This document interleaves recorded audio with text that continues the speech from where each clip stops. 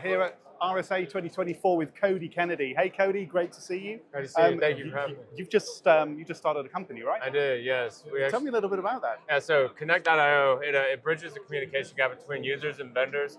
So if you want to take RSA, for example, if a user comes up and they want to learn more about your product or service, but they don't want to have their badge scanned and end up in a sales sequence, then they can say, all right, they can take a step back, hold up, they can go to Connect.io, and they can send them a message real time anonymously without the fear of ever having their data sold again for lead or demand generation. That is a really important thing. I think data security is something, we're at a cybersecurity show, so that's going to be the main thing. But a lot of people find it really hard. Why is, time and time again, you see companies are being breached.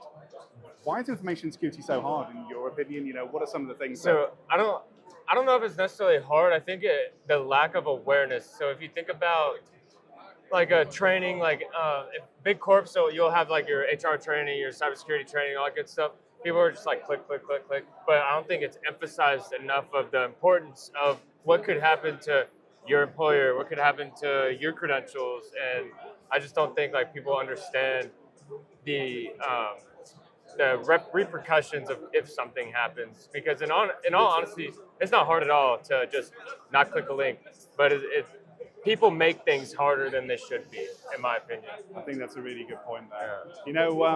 Walking on the floor last year when we were here, it was all about AI, machine learning and stuff. Have you seen any kind of crazy, ludicrous AI stuff, or is it different this year? I've seen AI on every single vendor's deal in some way, shape, or form, and nothing out of the ordinary.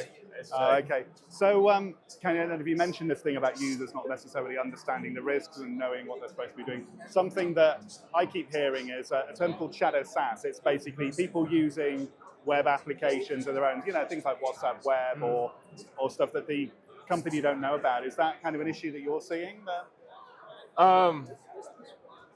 No, not from my particular experience, but I do know, at least for my previous employer, they started blocking stuff like that to prevent websites like that being accessed. Okay, that's interesting. And then, like, I did know, like, for example, it was when it comes to like uploading and downloading stuff, protect your data. I remember sitting on LinkedIn and I wouldn't be able to upload a file because it was blocked for security reasons.